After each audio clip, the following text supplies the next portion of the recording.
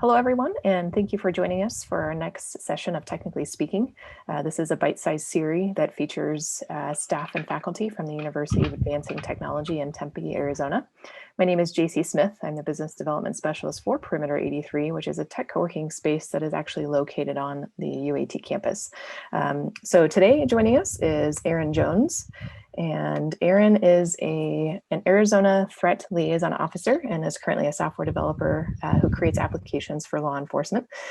He's also an Arizona Post certified public speaker and is considered a subject matter expert in cybersecurity. So with that, I will turn it over to Aaron. If you have any questions along the way, please feel free to utilize the chat box or the Q&A box, and we will either take breaks or towards the end of the presentation have some time for Q&A. So with that, I will turn it over to Aaron, and thank you so much for joining us today.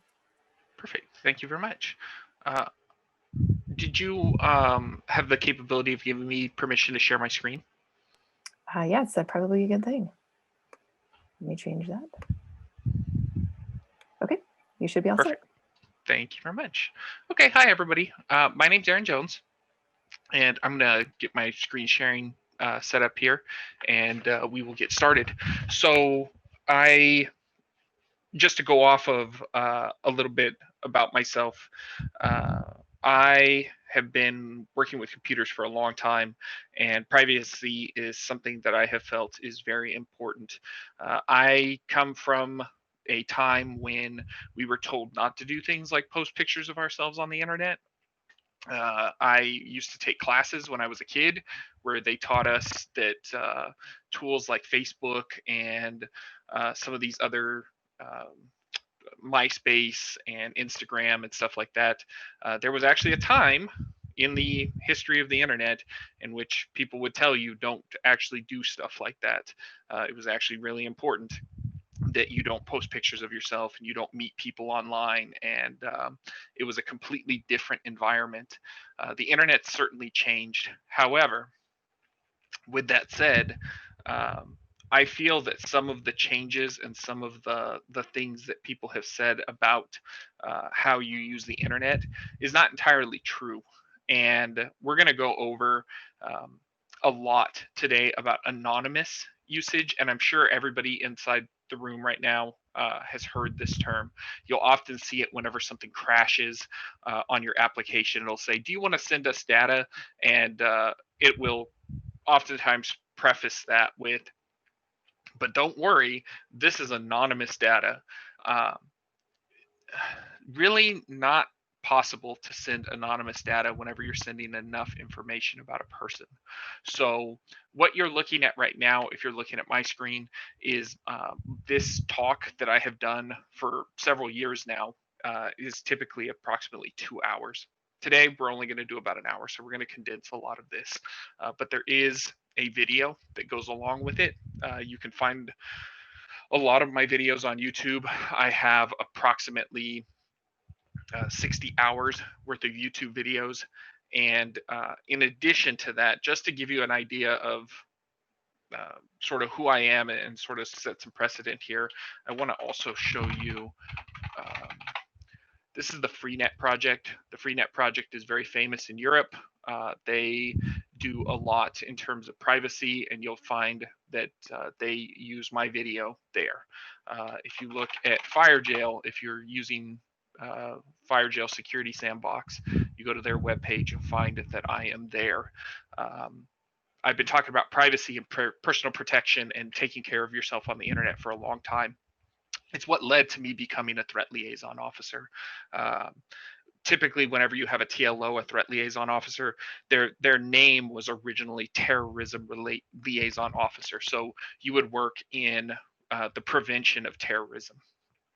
And over time, what they discovered was that there's a lot more skill sets that are out there than just counterterrorism. So while I have had counterterrorism training, my skill set in digital privacy and electronic warfare and all of the other things that I have had the opportunity to do, that has led to sort of this full circle coming back to the TLO program and them allowing me to be part of that.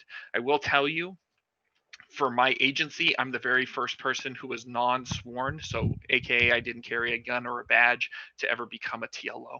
So if that tells you anything, I've been doing this for a long time, and I've had to do a lot to prove my skill set.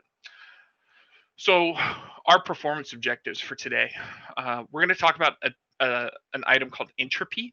And what we're going to do is I'm going to show you exactly how much data is necessary for you to be able to uniquely identify an individual online. We're going to break that idea of anonymous usage, right? We're going to identify at least 3 major psychographic segments that are targeted by advertisers. You have to understand that everything you do is worth money. That's why these tool sets exist. Facebook exists, MySpace exists, uh, Instagram exists because they make somebody money, and you as the user are actually the product. What a lot of people don't seem to understand is whenever you're using these tools and you're going out there and you're communicating with each other and you're using something like Facebook, somebody else is either attempting to advertise to you or they're using your data to advertise to somebody else, and eventually it equals sales, or it doesn't equal sales, which hopefully we'll get to that point as well. But they will certainly tell you that it's equaling sales, and therefore people will continue to spend money. You see this with things like Google re-advertising. If you've ever bought a product online and then the very next day you've seen 150 messages being sent to you asking you if you want to buy the exact same product, as if you were going to buy a kettlebell of 35 pounds 3 days in a row, right? But we'll get into that and why that's happening. Uh, Going back to that, we're going to identify at least one type of marketing that uses tracking, Google remarketing. We're going to understand hopefully what a proxy is. We're going to understand what a VPN is. And then eventually, if we get there within this hour, we're also going to try to understand what Tor does and how we can use that. So this piece right here, I'm going to read this word for word. I actually showed this to a lawyer, and I asked them to tell me whether or not this was good or not, and they said that this is perfect. So having had the opportunity to show this to a lawyer, I feel like it's worth reading it word for word. What is privacy? Well, privacy is defined as the condition of being free from observation or disturbance. The right to privacy is not guaranteed by the Constitution of the United States, and that's extremely important. Your quote unquote right to privacy is not guaranteed by the Constitution. Now, although the right to privacy is implicitly granted in the First Amendment, Third, Fourth, and Fifth, your right to privacy has been a justification for many civil liberties cases. In addition, most of the states recognize 4 torts based on your right to privacy. Torts are essentially things that they can force you to do during a court case. This includes intrusion upon private affairs, public disclosure of private facts, false revelations or publicity about a person, and assuming the name or likeness of a person to deceive or for gain. So I can't take your Facebook and make a Facebook that looks exactly like you, and then send messages to your grandmother asking for money or something like that, which those kind of things do happen, but theoretically we shouldn't be doing that. So what is entropy? I've talked about entropy several times now. I've mentioned the word. Entropy is a mathematical formula that allows you to measure how likely you are to be able to use the information that is available to you to uniquely identify a person. Now, the quantity of likelihood is called entropy, and it's measured in bits. We get this number because there are approximately 8 billion people on the planet Earth, and so we can deduce that we require approximately 33 bits of entropy to successfully identify a person in that noise. Now, remember, this is if we're looking at 8 billion people. Typically, this number is much smaller, okay? 33 bits is if I have 8 billion people that I have to look at globally to find where you are. That's 33 bits. But I don't need to look at 8 billion people. There are people who don't have the internet. There are people who are in countries that I don't need to look at. I don't necessarily need to be rooting around inside of Sicily or inside of Australia, if I know that you're in North America, right?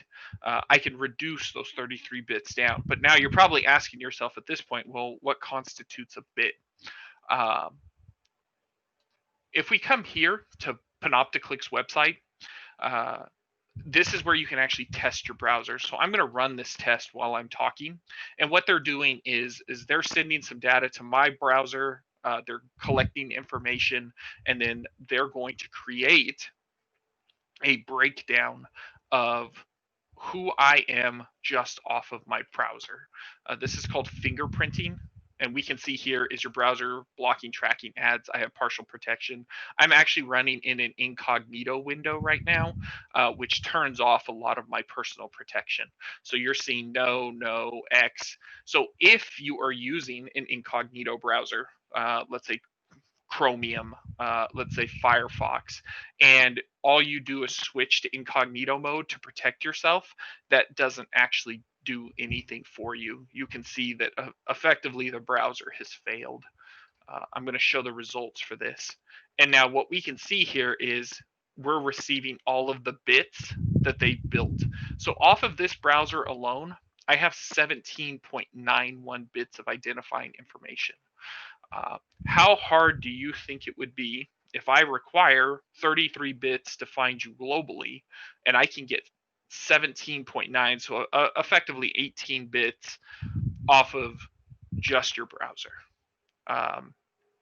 Obviously, it makes it extremely simple, right? This is testing nothing else than the technology I'm using, and we're not using any of the metadata surrounding what I actually do with my browser. I can see things like I'm not using an ad blocker. They hash the canvas fingerprint for the browser itself. Your browser is actually designed as a screen, and they can get the size and color depth of your screen.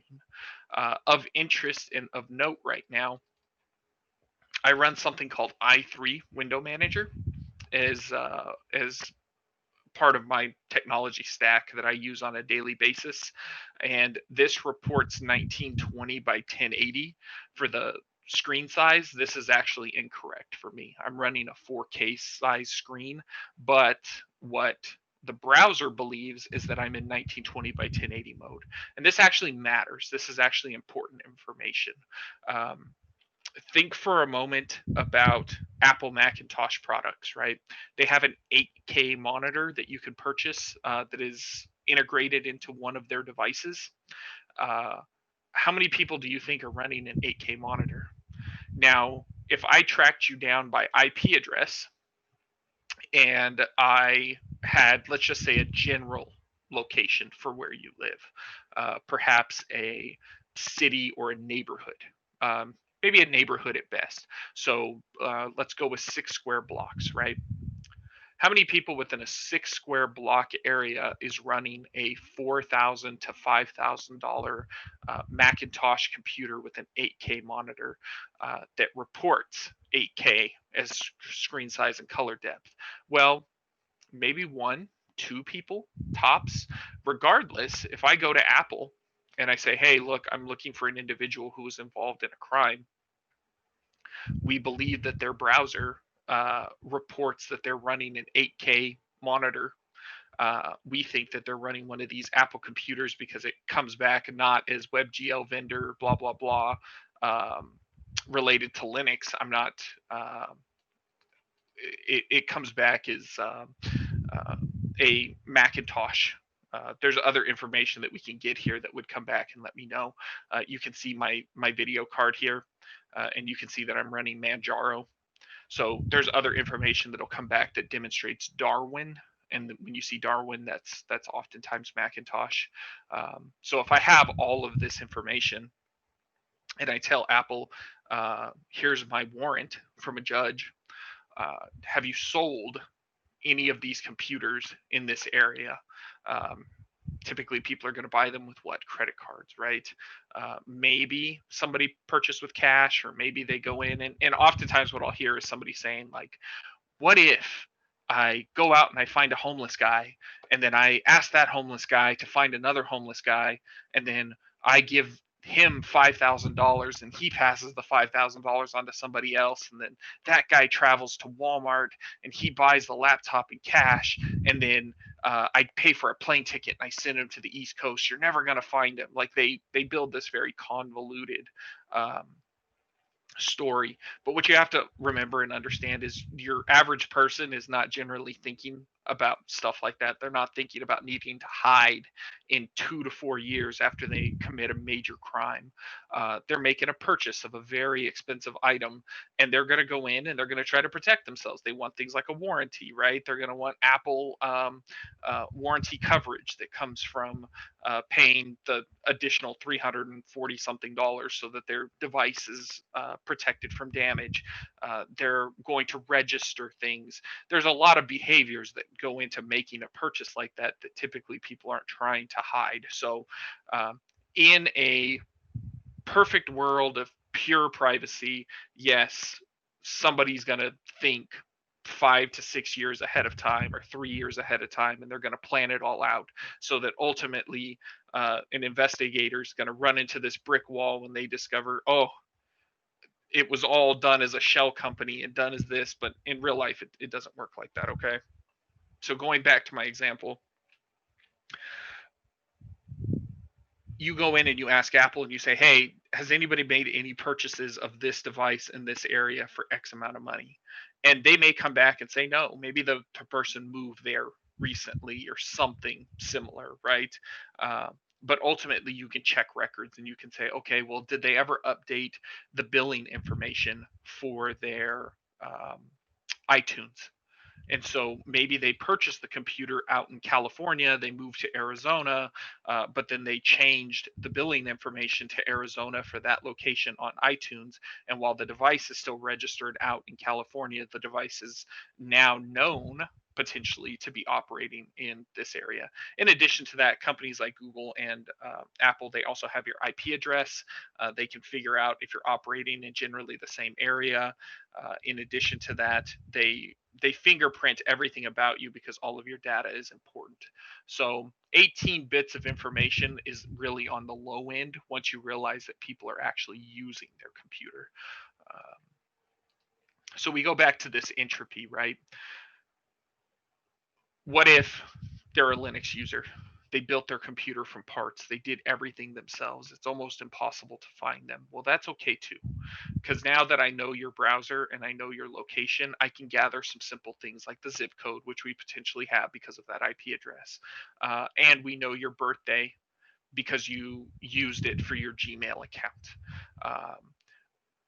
Once we have that amount of information, we have such a small area. Again, how many people share the exact same birthday within a 6-block radius? Perhaps they're twins or something. Again, we get into that story building, right? But in practice, the likelihood is extremely low. When we start adding things like gender, and then we also get into shopping habits and interests, we can narrow down the candidate in an incredibly fast way. You may have seen this actually in the news. The rioter who was on national TV throwing a Molotov cocktail into a law enforcement vehicle. How did they track her down? She was wearing a custom-made shirt from Etsy. And so they immediately went to Etsy, found the person who creates those shirts, and then just asked them, hey, give us every single person that you've ever sold one of these shirts to. And immediately were able to within 24 hours narrow down the Molotov cocktail thrower. They were able to find that person because of their shopping habits and their interests. This goes also for criminal investigations. Another example would be an individual who how am I going to put this? He was in a violent event, and pictures were taken, and I'm making some changes here, but essentially there was a Ford Mustang vehicle that was driven as part of the crime. We went to that person's social media, immediately looked through all of his friends, found every single person who had an interest in Ford Mustangs, pictures of Ford Mustangs or owned a Ford Mustang, broke that list down into who had a Ford Mustang in their possession that was of that color, broke that list down into like 2 or 3 people, and then our suspect was a member of that list of individuals who own those Mustangs. It's that easy, right? Because what you're doing is, if I'm looking for somebody who owns a Ford Mustang and my entropy, my number of bits that I need, is very large, well, if I can look at that list and I say, well, I'm suspicious, I believe that this person is friends with this person, I've just taken that list from 8 billion down to, on social media, potentially a list of 6 people, and then narrowed that list down into 3 people. And so now how many bits do you think I need to figure out of 3 people who the bad guy is that committed this crime? The next thing you do is you go in and you realize, okay, the crime was committed with this firearm. Who out of these 3 people owns that firearm? This guy went out and bought this gun at this gun store at this time, and we know that it's within his possession, and it's the matching weapon for this crime. Now, I'm talking on a criminal case right now, right? But in addition to that, let's think about both criminal as well as just advertisement, right? If you have members of the law enforcement community who can't figure out who the bad guy is, what do? We try to increase our chances of finding that person by getting incomplete descriptions. We might include a photo or a hand-drawn picture of a suspect, maybe a little bit of data about them, and then we go put that on the internet and we say, hey, can anybody help us? Well, guess what? Advertisers do essentially the exact same thing. If that advertising company doesn't have the capability or the tool sets necessary to go in and identify somebody, what they can do is they can gather up what information they have and then contact other advertisers, data brokers, and say, hey, look, this is all of the anonymous data I have about this person. What do you have? Do you recognize this browser? Do you have the exact same browser fingerprint for this user? Can we put together everything so we could figure out who this person is? And then eventually that leads to them building an extremely detailed profile about you as a user. And even though potentially they have taken a little bit of marker and marked out your name and said, okay, we're not going to keep their name, ultimately all they have to do is conduct a very small cross check amongst perhaps 2 databases, and they immediately have your name. All of the blanks have been filled in. They can figure out who you are. Amazon knows who you are by your shopping habits. That data is important. I want to say maybe a week and a half ago, I got an email from Amazon that essentially said an employee at Amazon had improperly accessed your data and then sold your email address, and that employee had been fired, and for me to not worry about it. But what they didn't tell me was who they sold that email address to, because that kind of information is very important. And for somebody like me, it's even more important, because I know for a fact that there are state-sponsored groups, I'll put it that way, who would find that data extremely valuable. There's a lot of things you can buy on Amazon, and the things that you are buying are important to a lot of different people. So whoever it was that this person sold my data to, and they sold data for other people as well. And what I thought was very interesting was I took a picture of the email, I took a screenshot of it, and I sent it to members of the law enforcement community. And I said, hey, I just got this email. Isn't this nuts? Because I'm a very big complainer about Amazon Alexa. And every single law enforcement person that received that screenshot came back and said that the exact same thing had been sent to them. However, my wife also has an Amazon account, and her Amazon account was created before she and I got married, and she has essentially only used it for her stuff and for our baby, and she never got one of those messages. So that leads me to conclude that potentially somebody who was asking about the buying habits wanted something that was in common between all of those users. And what I can say is that for all of us who received that message, we were all members of the law enforcement community, which I find odd. And again, my wife didn't get hit, and some of the individuals that were involved in that messaging, their wives were not hit. So seems odd. One of the things that I used to tell people to do was Dockerize or otherwise containerize your browser. This is a thing that you are free to do if you're interested in doing so. I can actually pull this up for you all very quickly and show you. This is a GitHub link for conducting this. This goes all the way back to version 4.6. If you look at the pull requests, there are individuals who have done this for Firefox all the way to 50.1. Again, this is several years out of date. You could potentially take the commits with the file changes, and you can make the changes to get this running with latest. This is using Ubuntu 14. You could potentially bump this up to maybe 18 or even 20 long-term support. This is a little bit more difficult. So nowadays, what I tell people to do is be more concerned about kernel namespacing and using a hardened kernel. Now, what does that mean for you as a user? Use FireJail. And if you are using Linux, do your best to use a copy of Linux that allows you to use App Armor. So that's Alpha, Papa, Papa, Alpha, Romeo, Mike, Oscar, Romeo, App Armor. App Armor is nice. You have two competing schools of thought. There's App Armor and then there's SE Linux. If you are looking at something like Red Hat Linux, you're going to be stuck with SE Linux, but you can use App Armor if you build your own kernel. Like for Manjaro Linux, you have to build a custom kernel to work with App Armor. If building a custom kernel is outside of your skill set, feel free to use something like Ubuntu. And another thing that you can do is you can run your browser inside of a virtual machine. So I use Virt Manager, but if you want to use something like Hyper-V from Microsoft, like if you're a Microsoft user, you can use App Armor inside of Ubuntu, inside of Hyper-V, run your browser in there. And Hyper-V is pretty good about allowing you to set everything up to virtualize a copy of Linux. You have a lot of options here. Tonight's talk isn't so much about getting technical, but let's talk just very quickly on namespaces. So namespacing provides isolation between processes in your container and processes in other containers of the host itself.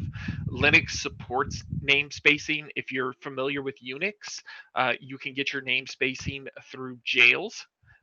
So like FreeBSD, NetBSD, they have a really great system of using jails to containerize.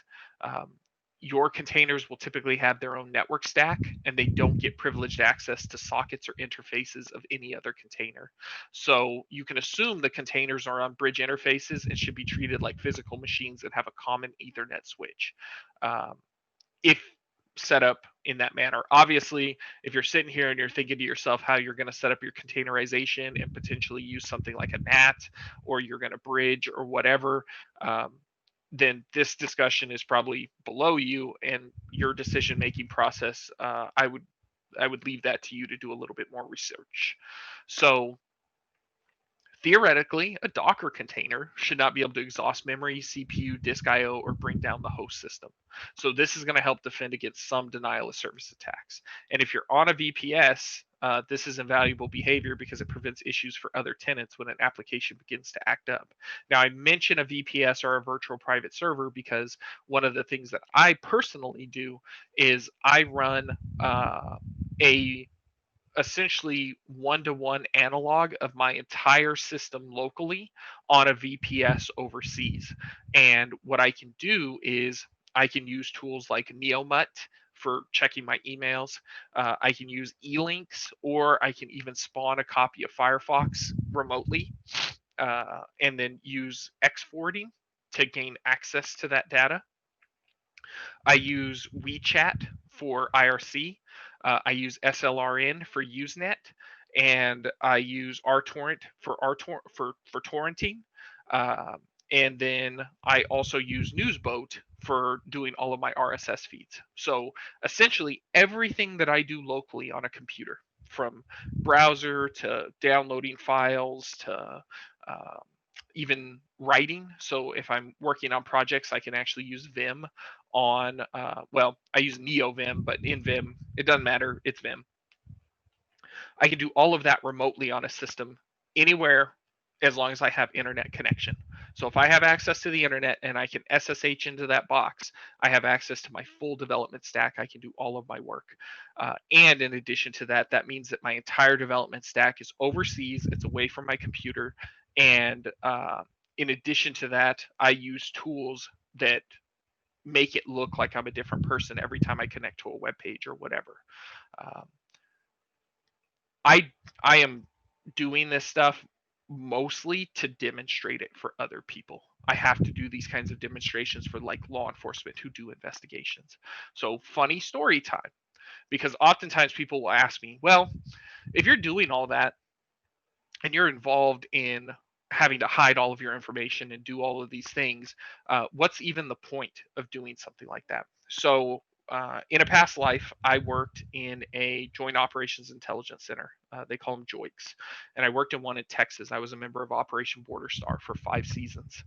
And I come into work one day and we have an email. And I look at the header for the email, essentially the title, and the title for the email states uh, individual threatening law enforcement, blah, blah, blah. And I thought, weird. Okay.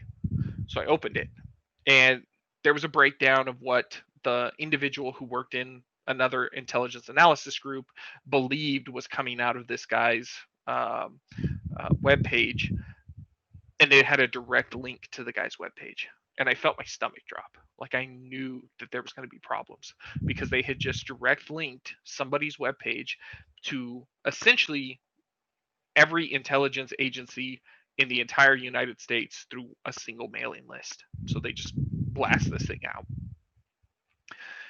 And I click and I open the guy's webpage. And the first post, the biggest thing on the thing is like, feed my cat. Don't forget I would never kill myself.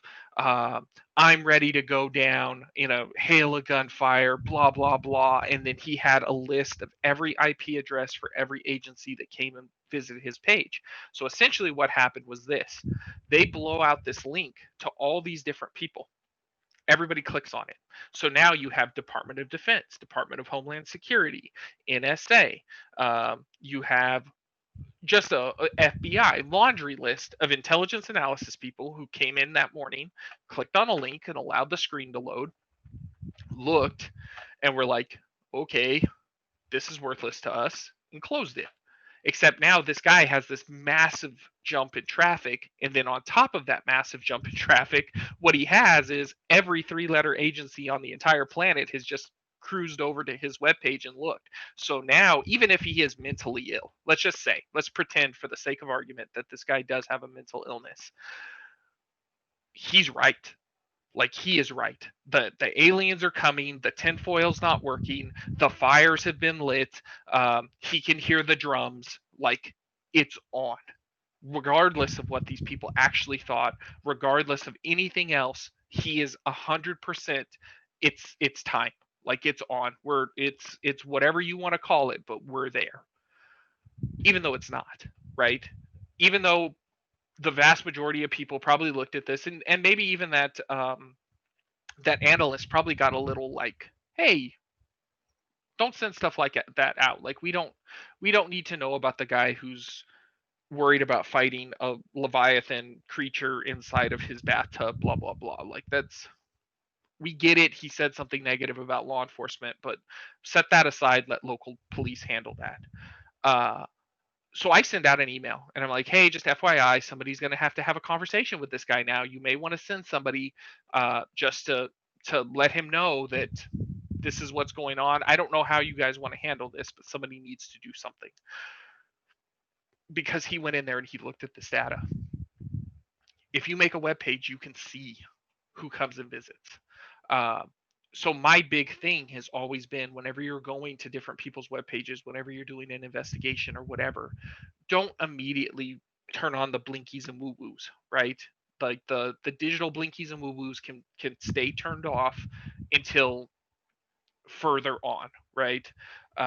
Because as soon as you show up and it shows your network and it shows DoD or whatever, you have completely changed the situation. Uh, Next order of business is,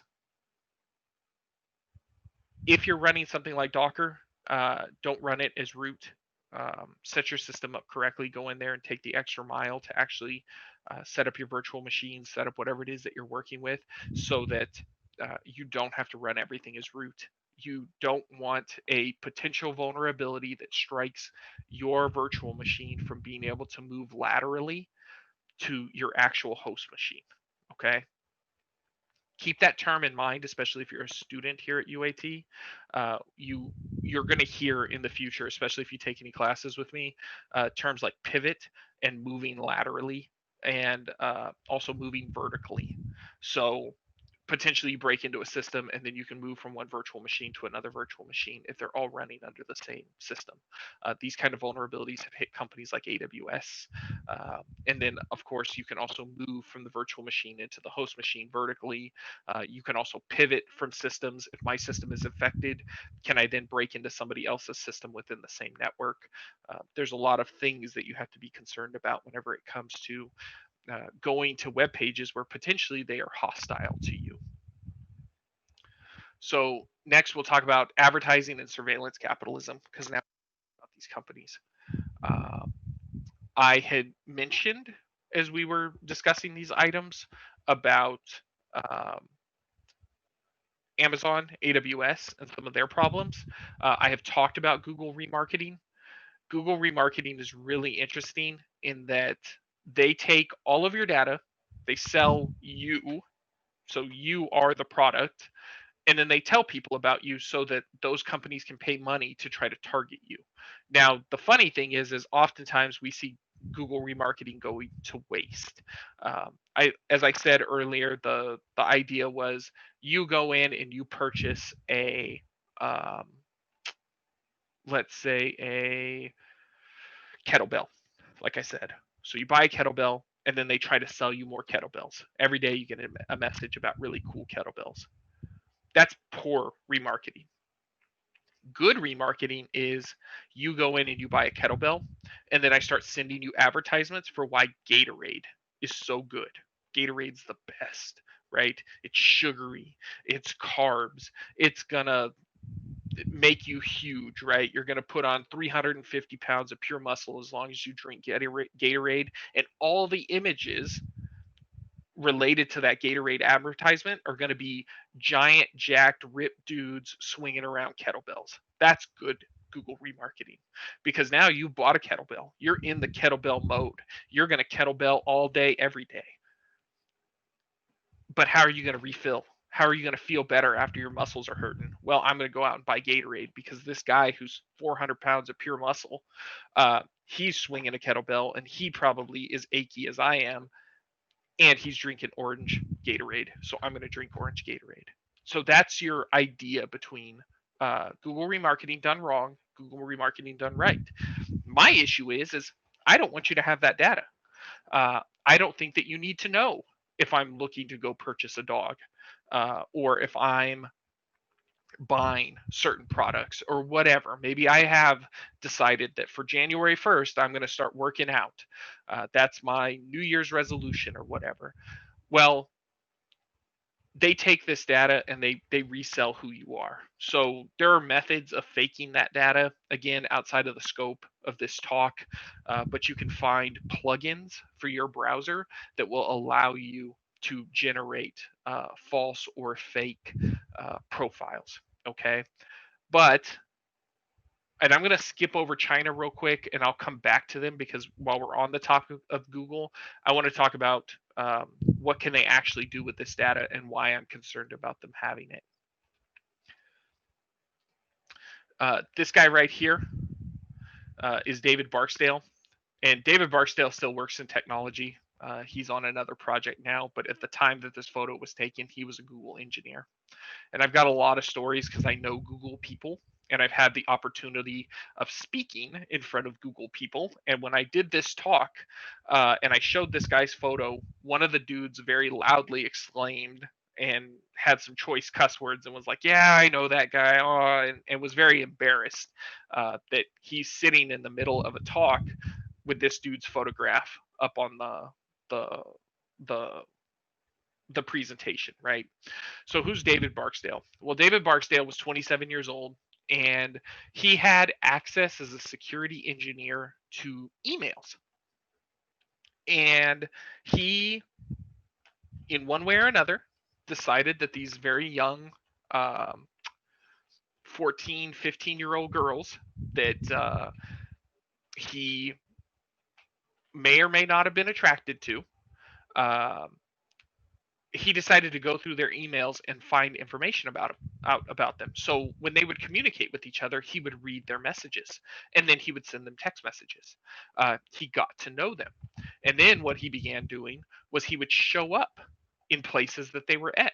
So if they sent a message to each other and said, "Hey, let's meet up for food," and then one of them did a Google Maps search for a pizza place, well, he would show up at the pizza place and he would be there waiting for them. In addition to that, you'll see down here, there was a young boy that he had apparently made friends with, 15 years old. The boy didn't want to tell David the name of his new girlfriend, so David just went into their accounts and gathered up all of their information and then used that data to taunt that boy and constantly threatened to call her. Um, that kind of behavior is not okay. But the issue at hand is that kind of behavior is not a one-off. Another individual uh, spied on user emails and chats. This guy actually went in and was spying on his wife. And also, what he did was got into a divorce and then used his privileged access to accounts to spy on pieces of that case. Um, because of the way that that case was closed very quietly and his information was never released, I have a feeling that it was highly criminal, and that they needed to cover that up in order to protect the company. And I say this because if you were, let's just say, spying on a judge in the middle of your divorce case, that would be a big deal. And in addition to that, that would make your company look really bad. But none of that information ever came out, and so they just said that there was a violation of company policy, and he may have been looking at his wife's data. Um, but I personally have a feeling that that was not exactly it. In addition to that, your phone and the location of your phone can be tracked. They can guess this with a 24-hour leeway. So if I have 24 hours, you can essentially figure out where somebody's iPhone will be within that 24 hours as long as they have access to that data. Which that's important for groups like the military, because again, here's where we're going to have somebody step up and they're going to say, what does it matter? Like, who cares? They know that I'm going to go to work. Like, I work a 9 to 5 and I travel to this location. On my 9 to 5, I go to this location. So Monday through Friday, I'm at my job. Why would it matter for somebody to know? Well, it doesn't. But the nice thing is when you have an algorithm like that that can guess where you are within a 24-hour period, the very next thing you do with that is you then flag it. So if you're not in that location after that 24-hour period, now it becomes a case of concern because you're behaving outside of norms. So why? Are you sick? Did you go to the doctor and that's why you are not at work? Or are you planning a terrorist attack and you were headed to a certain location to set up weapons, bombs, um, you know, bringing food and money to a safe house? What are you doing? And so when you become a person of interest, then that kind of data becomes valuable to somebody. Now, there's also folks who produce digital noise to protest against this stuff. I thought it was funny. Uh, you come here to this web page, you hit the make some noise button, and it starts just going to different browser tabs, and you can essentially go to web pages you would never go to randomly, so that your behavior doesn't look the same. Another thing that people have done is this guy took a little red wagon, like a little children's wagon, and then he filled it with cell phones, and he walked next to a highway. And what that did was it told Google that there was massive traffic congestion, and that anybody who was using Google Maps got routed away from the highway. And essentially, he was able to reduce traffic on the highway that day, by making it look like there was too many cars on the highway. So anybody who was using something like Waze got told, like, get off the highway, like exit, exit, exit. And he was able to mess with the highway using that kind of tool set. Um, so going back up to China, I'm gonna go until probably 1750, and then we'll open up for questions. And then if there's no questions, then I can finish for that 10 minutes. But if there is questions, then we can talk. Um, so China, they have a product called Sesame Credit, and Sesame Credit currently is allegedly in limbo, but I'm not entirely sure about that. But essentially, you have to understand that the country of China, they did not have things like what we have with our three credit reporting bureaus. Um, what America has with the three credit bureaus is kind of original amongst the planet, and then you have some other countries that have credit bureaus and they have a way of reporting some amount of data, but not really. And one of the issues is without a credit reporting bureau, it becomes increasingly difficult for individuals to take loans. So you can't really run a capitalist society without credit reporting, because then people could just repeatedly ask for loans and bankrupt companies while living off of those loans. So China took it one step farther. And the way that they did that was they started looking at people's social media use, their medical history, their shopping habits, and then they started rating you based on this stuff. So if you buy diapers, then they rate you down as responsible parent and your score goes up.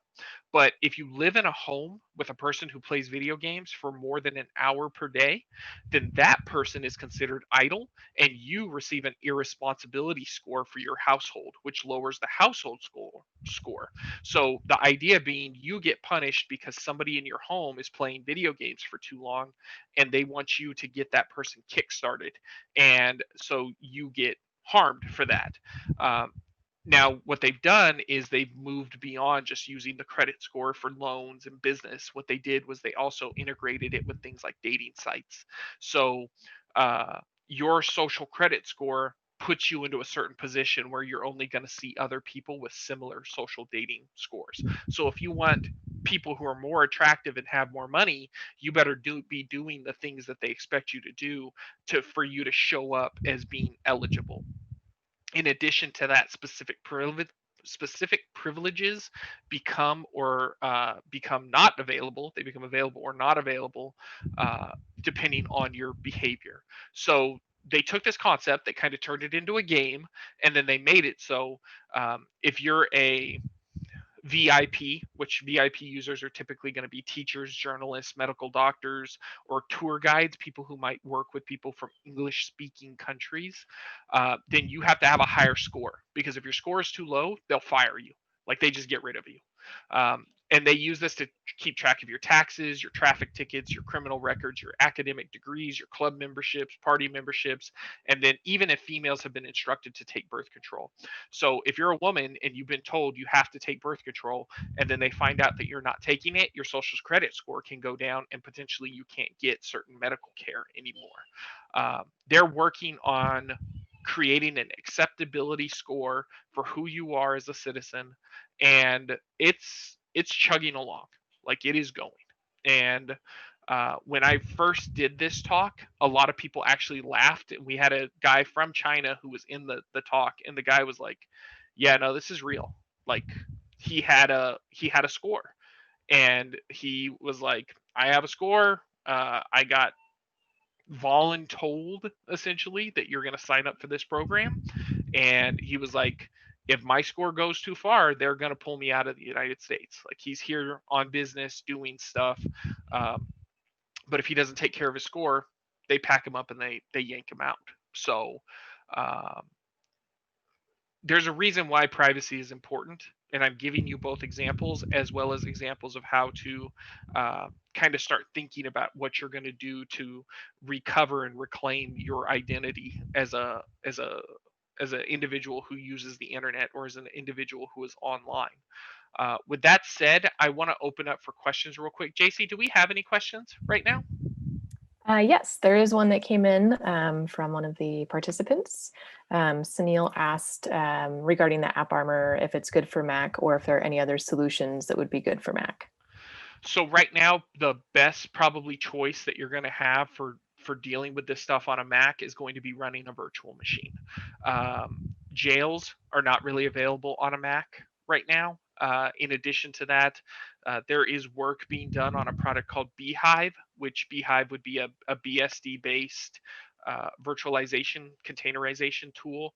But even if you were to run Docker, all it's going to do is install the stuff so you can run a Linux box under Mac.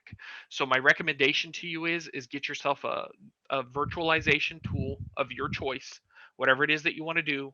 Run a copy of Linux, and then just use the browser inside of that copy of Linux whenever you want to run that. Um, Mac is Mac is designed about how do I want to put this? Mac is designed to not be private on purpose. You have to understand, part of what you're doing when you purchase a Mac is giving your information and kind of putting yourself into that garden, that Macintosh garden, and they need that data. So by doing what you're doing, you're effectively working against all of the integrations that they have done to gather up your data. Because typically, what do? You buy a Mac, and then you buy an iPhone, and then you buy Macintosh peripherals, and then you buy applications. And when you buy those applications, you've now made um, a physical dollar amount that you have invested in, and those applications are only available on Mac. So why would you ever leave Mac? You see this with people who are like, I've already spent $2,000 on apps for my phone. I'm going to continue to use those apps, and I'm going to stay on iPhone because I know all of those apps are available. So when you are using a Mac, and this is not a knock against Mac. If you look back here over my shoulder, I got a Mac right there, right? I'm running a server with Linux stuff. I've got Raspberry Pis up there. You see all the blinky and flashy lights, and then directly next to that is a MacBook Air. So I'm not telling you that you can't use Mac. The Macs that I own are actually issued from where I work. So one of the jobs that I have literally hands you a Macintosh and is like, "Hey, we live in a Macintosh bubble. You got to use the Mac." Um, so with that said, uh, virtualize it, and that's kind of your only option. But if ultimately you want the actual recommendation, um, switch to Linux if you can. If you, or at least begin the process of practicing and looking at Linux, because that's going to be your best choice for protecting yourself. So let me go over the answers real quick since we only had one question. 33 bits of entropy are required to successfully identify a person, and that's globally. The number's much smaller if not looking globally. Three of the major psychographic segments in advertising are going to be personality, lifestyle, and interests. Again, this goes back to your remarketing. I want to know who you are as a person.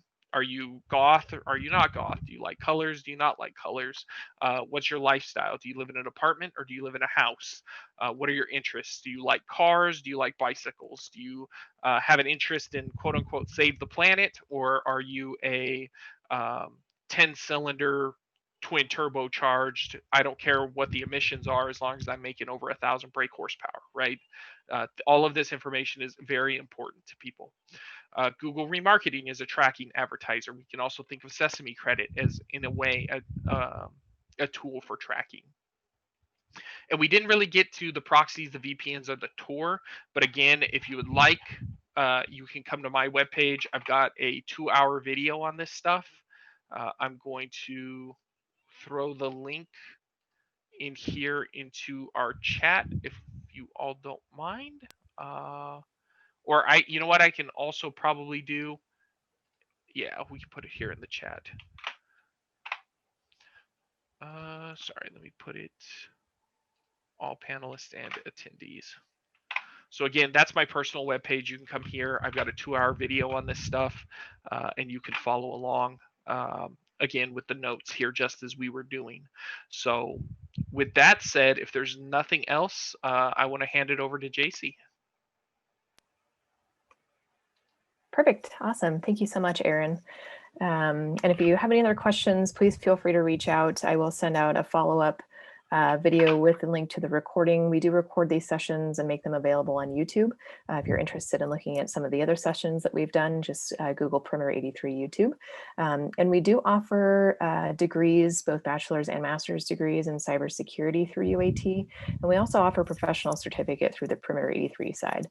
So if you're interested in any of that information, please check us out online at perimeter83.com. And with that, thank you again for joining us, and we'll see you next time. Thank you.